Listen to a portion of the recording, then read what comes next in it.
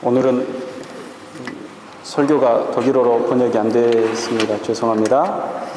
기도하겠습니다. 사랑해 주님 감사합니다. 하나님께서 사랑하시는 귀한 선한 목자 교회 주일 예배를 허락하시고 또 말씀으로 주님의 위로와 평강을 허락하시기를 소망하고 기다리게 하심을 감사를 드립니다.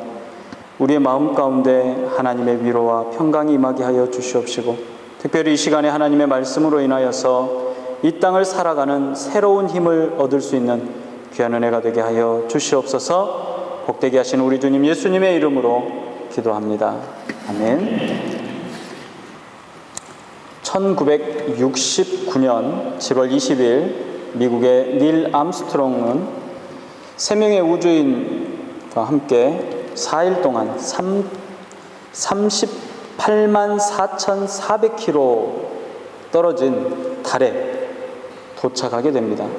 그때 선장이었던 닐 암스트롱이 이 암송했다라고 했던 시가 바로 오늘 봉독해 드렸던 시편 121편입니다. 내가 산을 향하여 눈을 들리라. 나의 도움이 어디서 올꼬? 나의 도움은 천지를 지으신 여호와에게서로다. 그랬습니다. 어쩌면 이 닐 암스트롱에게 있어서 당연한 일인지도 모르겠습니다. 지구를 떠나서 캄캄한 우주를 여행할 때 그 마음의 공포와 두려움과 또 알 수 없는 미지에 대한 세계의 그 두려움은 말로 알 수 없었을 것입니다. 아마 여행하는 내내 간절한 마음으로 하나님의 도우심을 구했을 것입니다. 성경을 보면 오늘 본문에는 성전에 올라가는 노래라는 표제가 붙어 있습니다. 이스라엘 사람들은 1년에 3번 이상 절기마다 예루살렘 성전에 가야 합니다. 그리고 그때마다 불려졌던 노래들이 있는데 오늘 본문의 말씀도 바로 그러한 노래입니다. 어떤 학자들에 따르면 이스라엘이 바벨론의 포로로 끌려갔다가 되돌아오면서 저기 멀리 보이는 시온산과 또 성전을 바라보면서 그 성전을 향하는 마음, 또 성전을 그리워하고 또 성전을 사모하는 마음으로 이 노래를 만들고 불렀을 것이라고도 합니다. 여하튼 이 노래를 부르는 사람의 마음에 가득했던 감정, 가득했던 것은 바로 성전입니다. 사람은 완전하지 못한 존재입니다. 그래서 늘 누군가의 도움이 필요합니다. 어린아이에게 있어서 가장 큰 도움은 엄마의 도움입니다. 그리고 장성하는 동안 선생님의 도움이 필요하고 또 자라나고 또 커가는 가운데 친구들의 도움도 필요합니다. 그리고 인생을 바꿀 수 있는 어마어마한 기회를 만나게 될 때도 우리는 사람들을 인해서 도움을 얻습니다. 또 어려운 일을 만나거나 근심되는 일을 볼 때 언제나 우리는 주변을 두리번거립니다. 도대체 나를 누가 도와줄 수 있을까? 여기 공부하러 온 학생들은 특히 더 그렇죠. 비자를 해야 하는데 맨 처음 베를린에 왔을 때는 도대체 어떻게 하면 될까? 어떻게 해야 이 일을 잘할 수 있는지, 누가 나를 도울 수 있는지 주변을 두리번거릴 수밖에 없습니다. 믿지 않는 사람들은 이사를 할 때 태기를 합니다. 그리고 방향을 정합니다. 어떤 날 이사해야 유리하고 어느 방향으로 이사해야 좋을지를 일일이 따지는 것입니다. 장사를 할 때도 마찬가지입니다.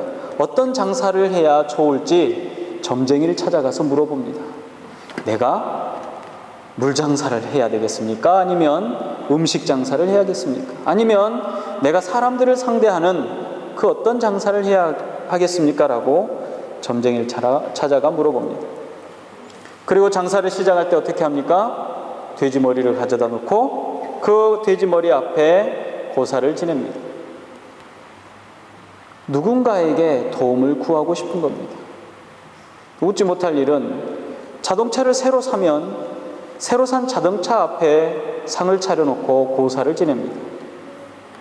안전하게 운전하는 것이 목적일 텐데, 안전하게 그 운행하는 것이 목적일 텐데 차가 주인이 어떻게 가든지 안전하게 갈 수 있는 방법은 없을 텐데 차에다 두고 또 차를 지키는 그 어떤 무엇인가에 두고 제사를 지낸다는 것입니다. 21세기를 살아가는 현대에도 있어지는 이야기입니다. 그 누군가가, 도대체 그 누군가가 누구인지도 모른 채 그 누군가에게 우리의 마음을 다하는 것입니다. 사실은 누구든지 관계가 없습니다. 그 존재가 누구이든지 어쨌든 장사가 잘 되게 해주는 그 무엇에게 비는 것이죠. 어쨌든 내 삶을 평안하게 해주는 그 어떤 것을 찾는 것입니다. 이스라엘에도 가면 산이라는 곳이 있습니다. 한국처럼 높은 산이 있거나 또 험한 산이 많은 것은 아닙니다. 그러나 성경에 보면 산이 굉장히 많이 나옵니다. 갈멜산, 호르산, 에발산, 시온산, 그리심산, 칼람산, 헬몬산 등등 많은 산들이 나옵니다. 그래서 오늘 성경의 본문에 보면 그 산이 어떤 산인지 또는 그 산이 어떤 이름을 가지고 어떤 뜻을 갖고 있는지는 모르겠지만 1절에 보니까 내가 산을 향하여 눈을 들리라 나의 도움이 어디서 올꼬 하고 시작하는 것을 봅니다. 대체로 어느 산을 가야 내게 도움이 될까? 라고 생각하는 것과 어쩌면 같은 생각일 수도 있습니다. 신년이 되면 믿지 않는 분들은 대부분 1년의 운세를 점치곤 합니다. 그래서 점을 쳐주는 사람들이 이렇게 얘기합니다. 올해는 동쪽으로 가십시오. 동쪽에 가면 귀인을 만날 수 있습니다.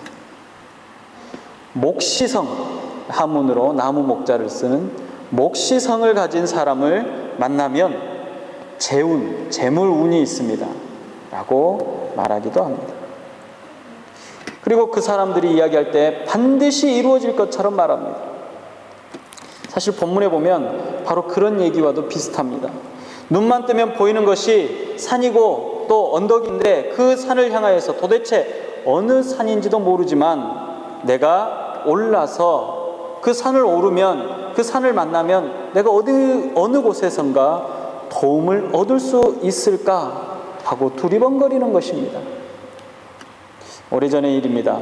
식목일 즈음해서 어떤 일간지 신문에 이 칼럼이 쓰여져 있었는데 그 칼럼의 내용이 이렇습니다. 성경에 보면 내가 산을 향하여 눈을 들리라 나의 도움이 어디서 올꼬? 라는 구절이 있답니다. 이스라엘 사람들도 산의 소중함을 알았습니다. 우리는 마땅히 산을 소중히 가꿔야 합니다. 산에 나무를 심읍시다. 우리가 지금 산을 가꾸면 나중에는 산으로부터 많은 도움을 얻게 됩니다. 정확하게 기억할 수는 없지만 그 내용이 거의 이런 내용이었습니다. 그 칼럼을 쓴 사람은 성경의 내용을 전체적으로 보지 못하고 단지 1절의 내용만 본 사람입니다. 아마도 시편 121편의 1절만을 기억하고 그 칼럼을 산에 나무를 많이 심으면 산이 나를 도와줄 것이다 라고 쓴 것 같습니다. 그런데 2절에 보면 이렇게 말합니다. 나의 도움이 천지를 지으신 여호와에게서로다 그랬습니다. 아무리 애타는 마음으로 산을 쳐다보아도 산은 그저 산입니다. 그리고 그 산 속에 존재하는 물은 그냥 물이고 나무는 그냥 나무입니다. 그리고 돌은 그냥 돌인 것입니다. 산이 우리를 도와주지는 않습니다. 우리 주변의 환경이 우리를 도와주는 것이 아니라 하나님께서 우리의 도움이 되시는 것입니다. 그 하나님 어떤 하나님입니까? 천지를 지으신 하나님입니다. 특히 본문에는 천지를 지으신 여호와라고 말씀하고 있습니다. 이런 표현은 사실 우리가 자세히 들여다볼 필요가 있습니다. 창세기 1장 1절은 이렇게 시작합니다. 태초에 하나님이 천지를 창조하시니라. 창세기 1장 1절의 말씀입니다. 그런데 태초에 여호와가 천지를 창조하시니라 라고 말하지 않는다는 것입니다. 하나님이나 여호와나 그분이 아니냐고 사람들은 이야기합니다. 그렇게 생각할 수도 있습니다. 물론 동일한 분입니다. 이스라엘 사람들은 이 호칭을 분명하게 구분해서 사용했습니다. 창조를 나타낼 적에는 하나님이라는 이름을 많이 사용합니다. 그리고 구원을 나타내는 말을 사용할 때는 여호와라는 하나님의 이름을 들어서 많이 사용했습니다. 출애굽기 20장 2절에 보면 나는 너를 애굽 땅 종되었던 집에서 인도하여 낸 너의 하나님 여호와로라 말합니다. 유독 본문에는 천지를 창조하셨노라고 하면서도 여호와라는 이름을 함께 사용하고 있습니다. 무슨 뜻이겠습니까? 하나님께서 우리를 지키시는데 천지를 창조하셨던 그 능력으로 지켜주시겠다라는 것입니다. 산이 우리를 도와주는 것이 아니라, 사람이 우리를 도와주는 것이 아니라, 물질이나 돈이 나를 도와주는 것이 아니라, 이 모든 것을 창조하신 그 창조자의 섭리가 우리를 도와주실 것이라는 것입니다. 이 세상에서도 누군가가 자기를 도와주는 사람이 있다고 하면 정말로 행복한 사람입니다. 그 인생은 정말로 즐거운 인생입니다. 그러나 기왕이면 더 능력이 좋은 사람이, 능력이 충만한 사람이 나를 도와주면 얼마나 좋겠습니까? 사람들은 우리에게 참 도움을, 진정한 도움을, 퍼펙트한 도움을 줄 수는 없습니다. 물론 때로는 부모가, 아내가, 친구가, 자녀가 도움을 줄 수 있습니다. 그러나 그 도움은 오래가는 도움이 아닙니다. 잠시 잠깐이며 또 완벽한 도움도 될 수 없습니다. 사람의 도움은 한계가 있다는 것입니다. 하나님만이 우리의 완벽한 도움이 되시고 우리를 도와주시는 것입니다. 우리의 기도를 들어주시는 분이고 필요하다면 우리를 위해서 홍해를 갈라주시는 분이라는 겁니다. 여리고성을 무너뜨리는 분입니다. 하늘에서 만나를 내리게 하시고 반석에서 물이 나오게 하시는 분이 바로 하나님이시고 여호와 하나님이시라는 것입니다. 하나님은 말씀만으로 천지를 창조하시는 능력이 있으신 분입니다. 그분만이 우리의 진정한 도움이요 퍼펙트한 도움이시라는 것입니다. 오늘 본문에 보면 이스라엘을 지키시는 자는 졸지도 않고 주무시지도 않는다는 표현이 나옵니다. 사실 이 표현은 상당히 어색한 표현입니다. 사람은 제한된 육체를 가졌기 때문에 피곤하거나 졸리기도 하고 그리고 잠을 자야 합니다. 하지만 하나님은 졸거나 주무실 이유가 없습니다. 만약 하나님이 졸기도 하고 주무시기도 한다면 그 하나님은 절대자가 될 수 없는 분입니다. 육신의 제약을 가지고 어떻게 절대자가 될 수 있겠습니까? 그런데 굳이 그런 표현을 쓰는 이유가 있습니다. 우리가 이 세상을 살다 보면 마치 하나님께서 졸거나 주무시는 것처럼 느껴질 때가 있습니다. 차라리 하나님이 안 계신다면 모르겠지만 계시기는 계신다고 하는데 그런데도 정작 필요할 때는 나에게 응답하지 않는 것처럼 느껴지는 것입니다. 내가 겪고 있는 일에 대해서 하나님은 전혀 관심이 없으신 것처럼 생각되어질 때가 한두 번도 아니라는 것입니다. 여러분의 생각은 어떻습니까? 여러분이 언제나 하나님을 부르기만 하면 하나님께서 그때마다 응답하셨습니까? 아니면 오히려 그 반대이십니까? 하나님께서 해결해 주지 않으면 도저히 방법이 없다라고 할 때 그 방법이 오로지 하나님이기 때문에 금식하며 하나님께 목숨을 걸고 매달리고 철야를 하면서까지 간절히 부르짖고 애원해도 아무런 응답을 받지 못한 적이 여러분들은 얼마나 있으십니까? 하나님, 저에게 이런 문제가 있습니다. 어떻게 하면 좋겠습니까? 라고 물어보면 하나님께서 그때마다 그래, 이 문제는 이렇게 하는 거야. 내가 도와줄게. 너에게 이걸 줄 테니까 이렇게 해봐 라고 말씀해 주시면 얼마나 좋겠습니까?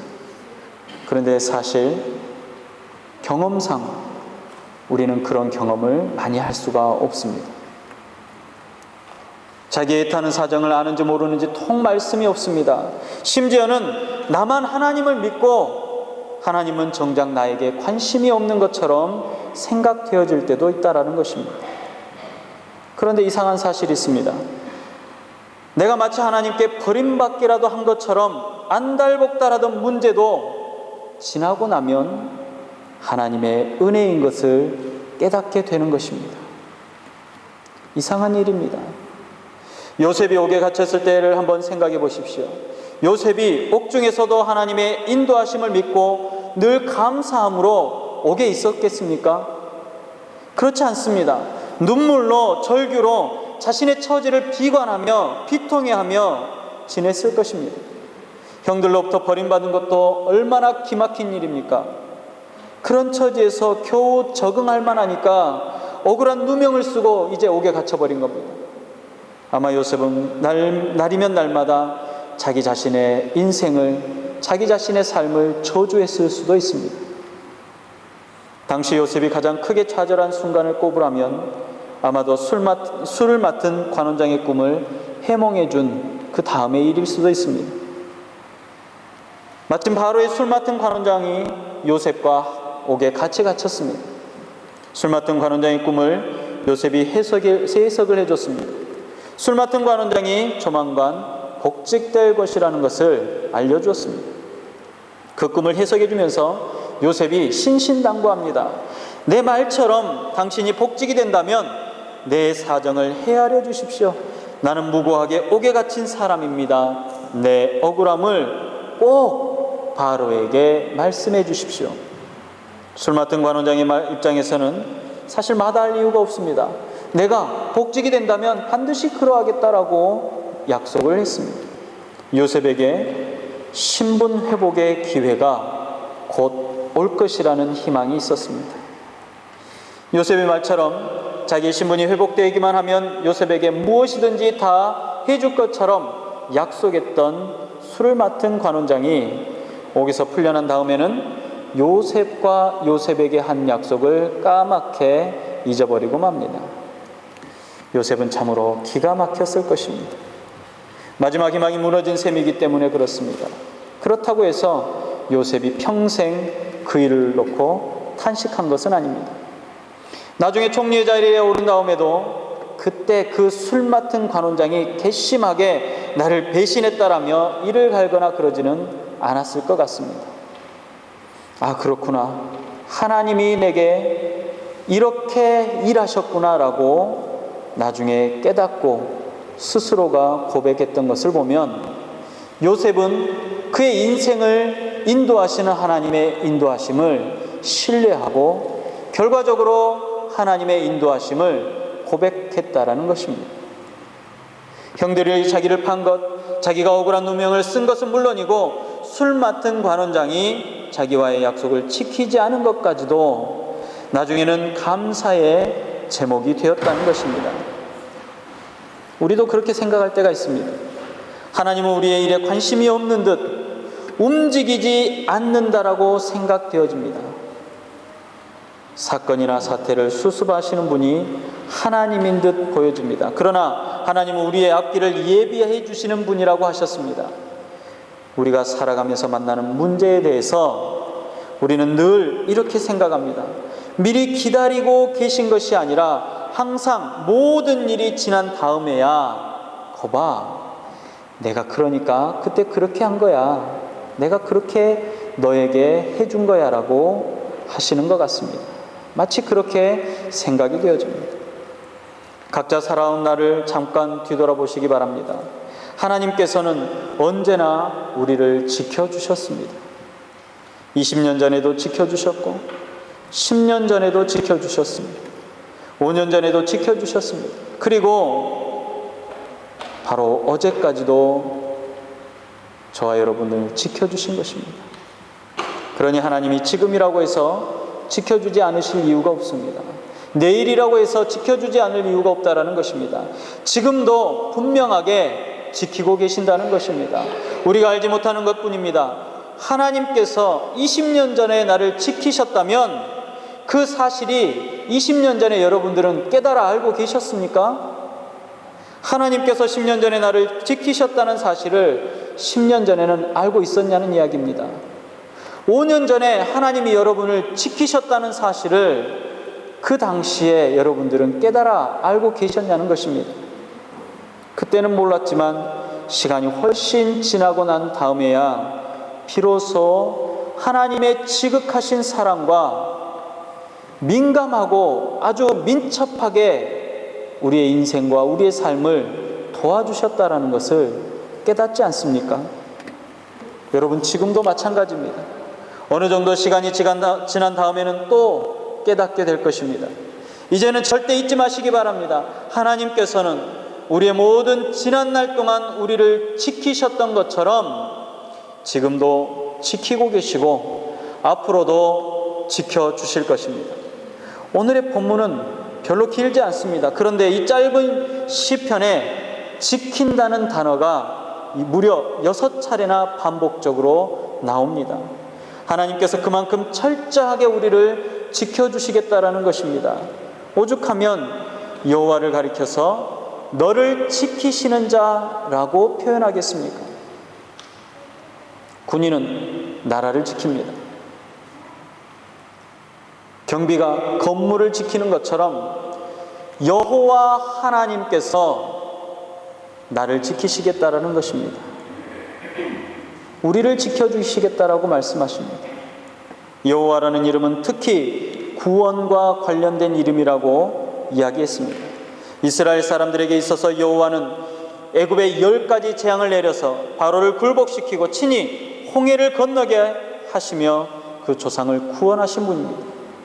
그런 놀라운 능력을 가지신 분이 예전에 이스라엘 백성들을 구원하셨던 것처럼 그 능력과 사랑을 가지고 한 사람, 바로 나를 구원하시겠다라는 것입니다. 바로 여기 앉아 계신 여러분들을 구원하시겠다라는 것입니다. 그리고 지키신다라고 약속하고 계십니다. 그렇다고 해서 나에게 아주 긴급한 일이 생길 때마다 가끔 지켜주시겠다라고 하는 게 아니라 낮의 해가 상치 못하고 밤의 달이 해치 못하게 지켜주신다고 말합니다. 하나님께서 특별한 경우에만 가끔 오셔서 도와주시는 것이 아니라 낮에 해가 있을 동안과 밤에 달이 있을 동안에 지켜주신다고 합니다. 하루 24시간을 불꽃 같은 눈동자로 지키시겠다라는 것입니다. 하나님께서는 우리의 출입을 지금부터 영원까지 지키시겠다는 겁니다. 여러분의 가정을 지키십니다. 여러분의 자녀와 직장과 사업과 산업과 인생의 모든 여정을 지키십니다. 지금 조금 힘들다고 그래서 낭망하지 마시기 바랍니다. 지금 조금 어렵다고 절망하십니까? 절대로 절망할 이유가 없습니다. 지금 좀 잘 안 된다고 답답해하며 속상해하지 마시기 바랍니다. 하나님께서 도우십니다. 하나님께서 지키십니다. 염려하지 말고 걱정하지 말고 하나님을 믿고 의지하시기 바랍니다. 기도하시기 바랍니다. 빌립보서 4장 6절에 말합니다. 아무것도 염려하지 말고 다만 모든 일에 간구와 기도와 간구로 너희 구할 것을 감사함으로 하나님께 아뢰라 그렇습니다. 눈을 들어 나를 도우시고 지키시는 하나님을 바라보시기 바랍니다. 모든 것을 하나님께 맡기고 믿음으로 사시기 바랍니다. 그분을 붙드시기 바랍니다. 그분은 나를 지키시는 분이시고 나를 돕는 분이십니다. 나를 지키시는 그분을 붙잡기만 하면 나의 문제를 해결받게 되어질 것입니다. 인생의 도움은 하나님께 있음을 기억하시고 눈을 들어 여호와 하나님을 바라보며 감사하며 사시는 선한 목자교회 성도들이 다 되시기를 주님의 이름으로 축복합니다. 기도하겠습니다.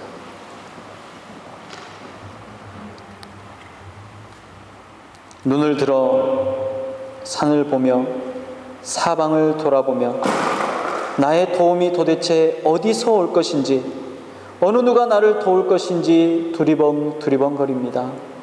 이것이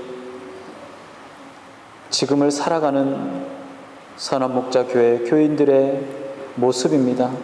아버지 하나님, 이처럼 연약하고 이처럼 무지하며 이처럼 약하디 약한 존재들이 이 시간 주님 앞에 머리를 숙였습니다.